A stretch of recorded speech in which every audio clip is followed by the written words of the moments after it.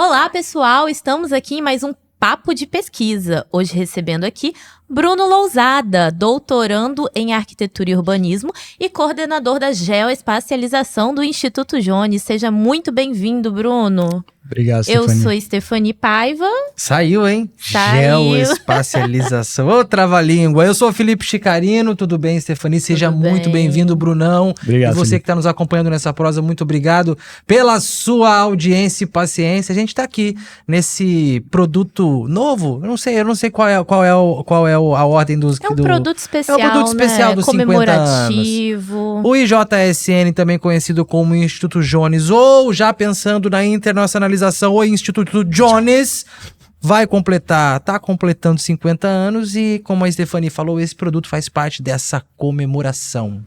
É isso aí.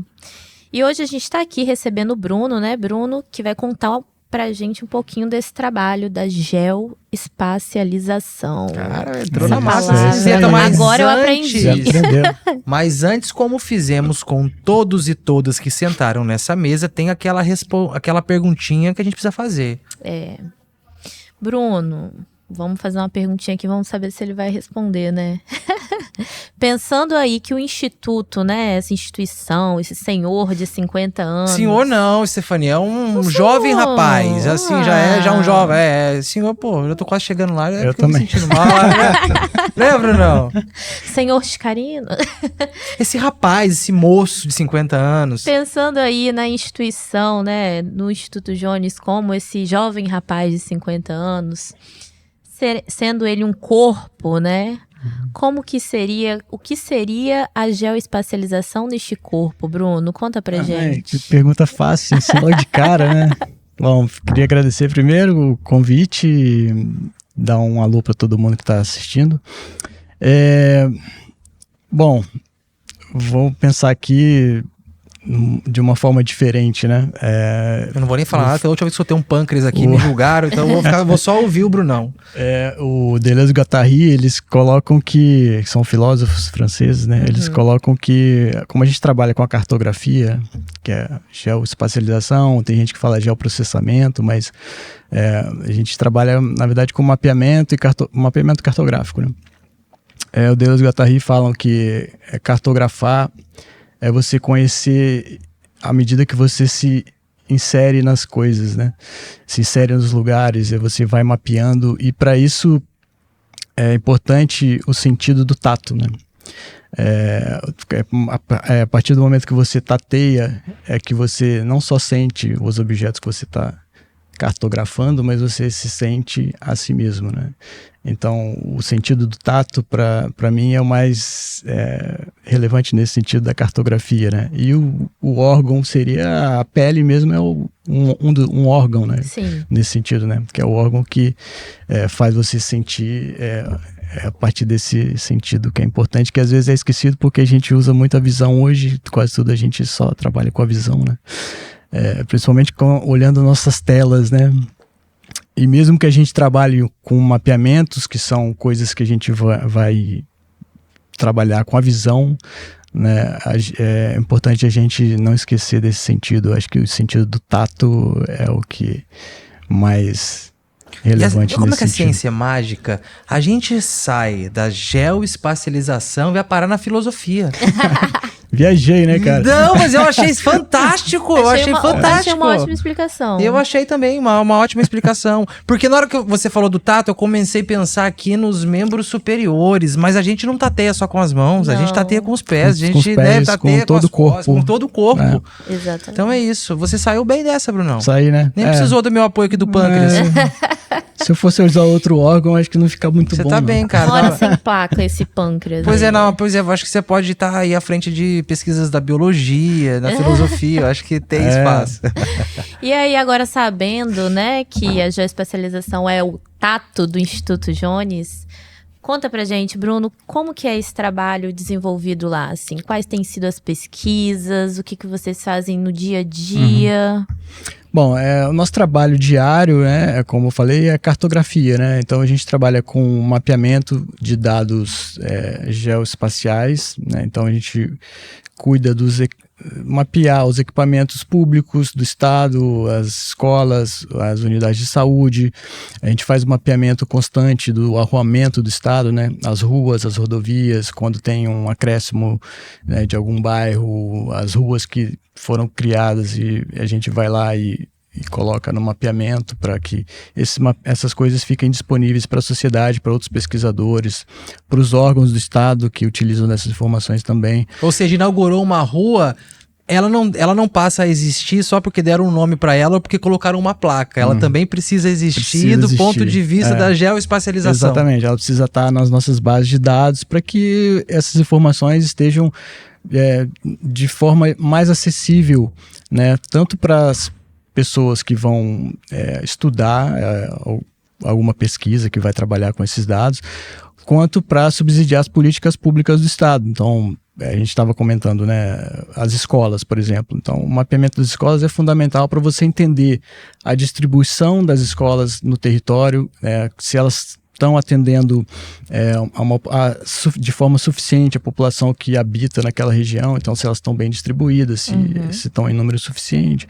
Então tem várias pesquisas que trabalham com esses dados, né? O pessoal da educação vai utilizar, o pessoal do urbanismo vai utilizar para ver se elas estão bem distribuídas, se a área de influência delas aqui está recebendo um número, né, suficiente de alunos, ou se está precisando de colocar mais escolas ou mais unidades de saúde, né? Então vamos supor que vocês identificaram que num bairro X de uma cidade Y, a quantidade de creches é insuficiente se comparado ao número de moradores que precisa usar esse serviço. Então a gente tem ali, e a gente tem um outro instrumento que tem na democracia, que é o orçamento participativo. Vamos supor que o prefeito leva, a gente vai construir a quadra ou vamos construir a creche? Porque o Instituto Jones está apontando aqui que existe um déficit de creche. Então hoje é mais ou menos por aí, ajudar a subsidiar a política pública também é isso, também é dar possibilidades para os municípios também poderem trabalhar. Na verdade o objetivo é deixar esses dados disponíveis para que os pesquisadores e quem cuida das políticas públicas avaliem se isso, né, tá suficiente ou não.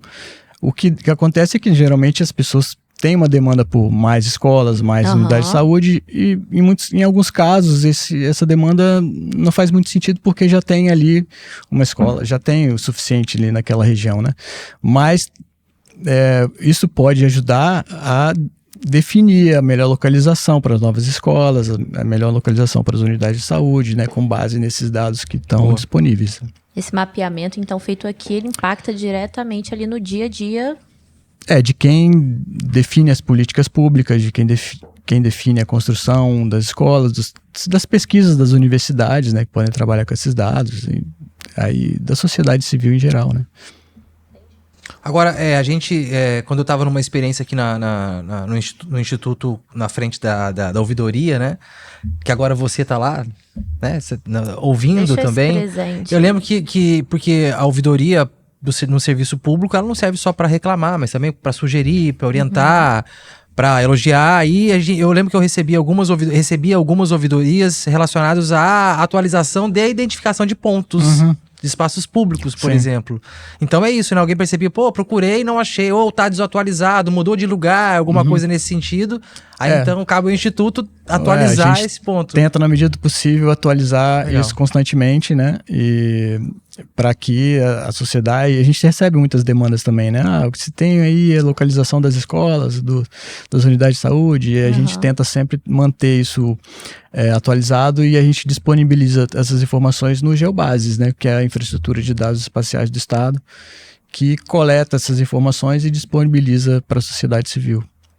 GeoBases, que ano passado completou 25 anos, né? Exatamente. E tem um episódio especial sobre GeoBases, você pode acompanhar no YouTube do Jones. Isso está aqui, foi uma prosa muito necessária, porque hoje a gente discute isso também nesse episódio que você levantou, Stephanie, que a geoespacialização acaba estando no nosso dia a dia o tempo todo, todo o tempo. Não tem como escapar disso. Não tem como escapar. Tá na palma da nossa mão, no celular, você abre um mapa, se você tá lá vendo onde que você vai almoçar, você pode ver o percurso que você vai fazer. E tudo isso é geoespacialização, né? Então a gente trabalha com essas informações, deixa isso disponível para que as pessoas também tenham acesso.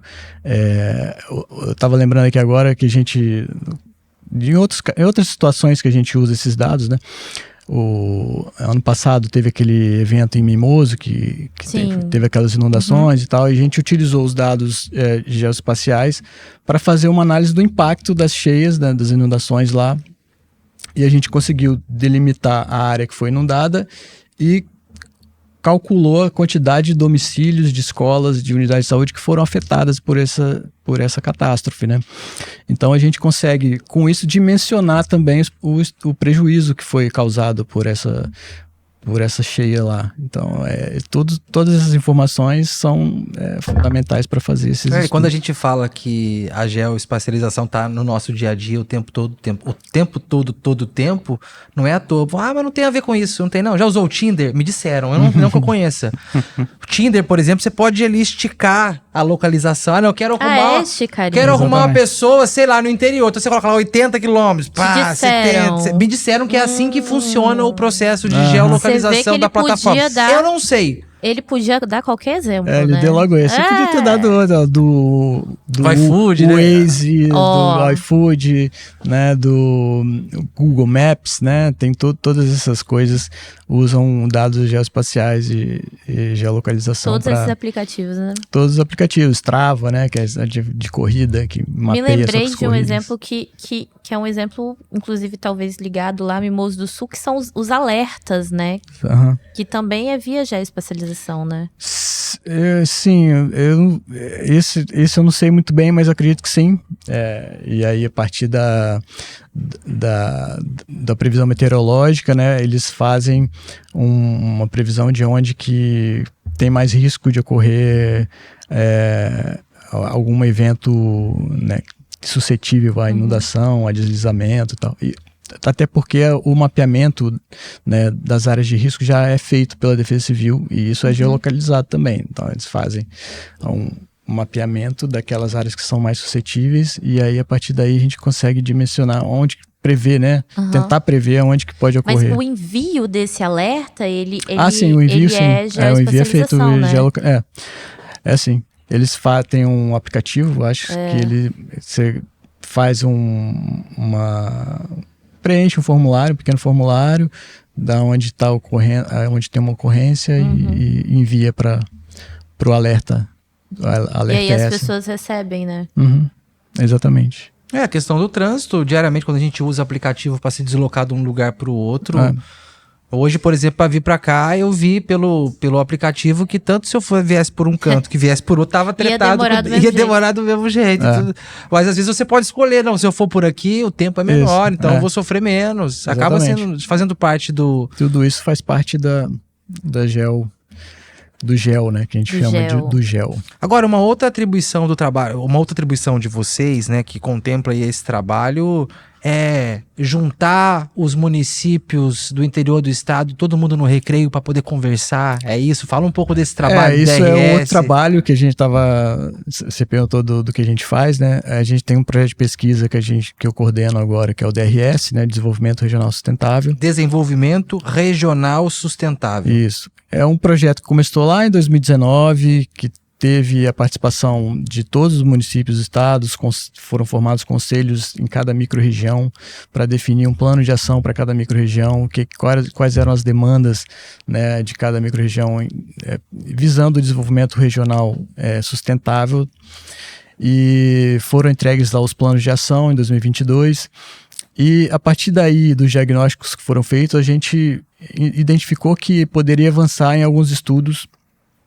E é o que a gente tem feito, né? A gente fez um estudo sobre as áreas naturais protegidas, que a gente lançou recentemente, teve até um evento aqui. Um estudo sobre o impacto dos investimentos do Bandes no estado, em cada microrregião e no estado como um todo, como isso afeta a economia do estado. E agora a gente tem feito um trabalho porque a gente tem muitos municípios pequenos no estado, né? Municípios até 20 mil habitantes, que têm uma capacidade fiscal reduzida, têm capacidade de gestão do seu território também reduzida. Então a gente tem feito um esforço para que esses municípios tenham planos diretores municipais, que é um instrumento para eles gerirem o território de uma forma mais adequada, né? E a gente tem feito esse trabalho para que esses documentos sejam mais adequados à realidade de cada um desses municípios. E pensando num ponto de vista regional, que é delimitar ou identificar quais áreas que são de interesse comum para esses municípios em cada microrregião, para que eles, de certa forma, trabalhem em conjunto para resolverem essas questões que são que um município que acontece em um município afeta o município vizinho. Então os municípios não estão isolados, né? Tem dinâmicas que ocorrem que são compartilhadas, tem rios que cortam vários municípios. Então se eu poluir aqui no meu município e não cuidar do saneamento, ele vai afetar a água que é coletada ali para abastecer o município vizinho. Então, uma série de questões que os municípios deveriam resolver em conjunto. E a gente tem alguns exemplos já nesse sentido aqui, tanto do ponto de vista das microrregiões de planejamento do Estado, quanto dos consórcios que são organizados por esses municípios, pelos municípios de forma espontânea, né, por interesse comum, que têm trabalhado questões ambientais, por exemplo, a fiscalização ou a gestão das licenças ambientais, porque os municípios pequenos, principalmente, têm capacidade técnica e fiscal reduzida. Então, se eles se juntam em consórcios, eles conseguem incorporar, né, dar mais corpo, né, ganha força, né? Ganha força, tanto do ponto de vista técnico, né, juntando, né, capacidade técnica, quanto de barganhar e nas esferas superiores para conseguir mais recursos, né? O que você está falando, uma coisa é sair um prefeito do interior do estado para tentar pleitear uma pauta junto a determinado ministério do governo federal. Outra coisa é ir um representante ou um grupo de representantes representando ali vários municípios para ter força, né? Cada município talvez com uma potência econômica diferente, esse é mais voltado para o café, esse é mais voltado para outro segmento, mas ali forças de cada um ali para poder... A ideia é essa. Então a gente tem feito esse esforço de dar diretrizes para que todos os municípios tenham seus planos diretores mais adequados a cada realidade, né? Para que não seja um copia e cola de cidades maiores. Que cada um tem suas especificidades, né? Exatamente. E acabam que fazem por fazer, né, os planos diretores que não tem muito a ver com a realidade local, né? O que você está falando é o seguinte, né? Não é para ter plano só para dizer que tem. O plano precisa funcionar. Exatamente. Ele precisa ser realmente um plano de desenvolvimento sustentável daquela região, daquele município. E ele precisa funcionar de acordo com aquela realidade, né? Exato. Porque a gente vê, acontece muito municípios... Tem municípios que não se preocupam com o plano, não sabem nem o que é o conceito do plano, a importância disso, e tem uns que fazem porque tem que fazer. Mas é preciso fazer no sentido que tem um propósito. Consciente, tem um propósito. Se eu tenho um plano de mudanças climáticas, não é só para inglês ver, é porque eu preciso apresentar resultados. E ele ser aplicado, né, na realidade. E para isso também é necessário ter corpo técnico, ter equipe técnica. Então a gente trabalha tanto nessa ponta, né, que é de dotar municípios de capacitação para que eles consigam elaborar seus planos diretores e depois aplicar, como também capacitar os técnicos, né, para que eles tenham, né, mais ferramentas para lidar com essas questões do território de cada município. Então a gente tem ali os cursos de capacitação que a gente faz junto com a ESESP, que muitos servidores aqui no Instituto dão aula. E a gente trabalha também em conjunto, algumas parcerias com os municípios para ajudar a elaborar, né, esses instrumentos. E como é que você percebe o engajamento desses municípios porque a gente acompanha e já acompanhou, são vários eventos que acontecem durante o ano, cada mês ali, não sei a periodicidade correta, mas cada tempo ali essa reunião ela acontece num lugar, numa micro-região diferente do estado. E como que os municípios lidam com isso? Eles abraçam mesmo essa questão do planejamento, do planejar a médio e longo prazo, unir forças, aglutinar? Assim, acho que tem melhorado, assim, a gente tem realidades diferentes também em cada região, tem regiões que tem já uma uma formação de consórcios e os municípios já trabalham em conjunto, já fazendo demandas e que tem planos e projetos em comum, né? Mas tem regiões que ainda isso está engatinhando, então precisa trabalhar também nessa parte de articulação, né, entre os municípios e tal, que aí é um trabalho que não é muito para o Instituto fazer, mas a gente também, quando pode ajudar, a gente ajuda, né?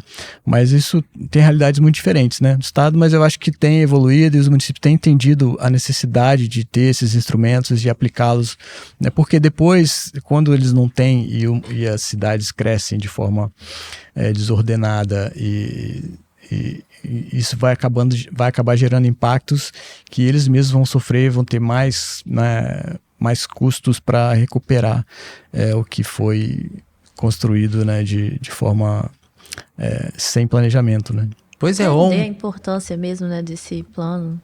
E às vezes é um bairro que nasce ali numa região que é irregular, que não pode, que fica próximo à área protegida, área de proteção ambiental. Eu já acompanhei como jornalista casos de empresas que construíram do lado de rio e que depois a empresa já funcionava lá há 5, 10 anos, mas depois que começa a dar treta, que as pessoas vão perceber, pô, como deixaram? E as coisas, como você falou, às vezes não tem braço de fiscalização, Sim. às vezes falta informação, falta capacitação, e quando você vê já tem um bairro ali com 500 famílias morando e São vários fatores, né? Sim. A questão da moradia também é fundamental, né? Que tem várias esferas tanto do ponto de vista federal, passando pelo estado e os municípios, né? Tem que cuidar em conjunto, mas são muitos fatores que geram esse tipo de problema, né? Mas o que a gente tem tentado fazer é que dotar os municípios de capacitação e instrumentos para que eles lidem com isso de uma forma mais adequada, né? De uma forma mais científica também, né? Também, assim, é o que a gente preza sempre aqui no Instituto, né? Políticas públicas baseadas, né, em evidências, em dados, sempre que a gente não trabalha de outra forma, né? É a essência do Instituto, né?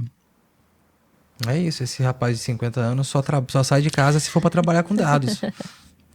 Né? Esse senhor de 50 anos aí, ó, o IJSN, e aí? Sem dados não tem pesquisa que não, sustente. Sem dados, né? Exato. Sem dados, acho que sem dados a gente tem o caos, né, cara?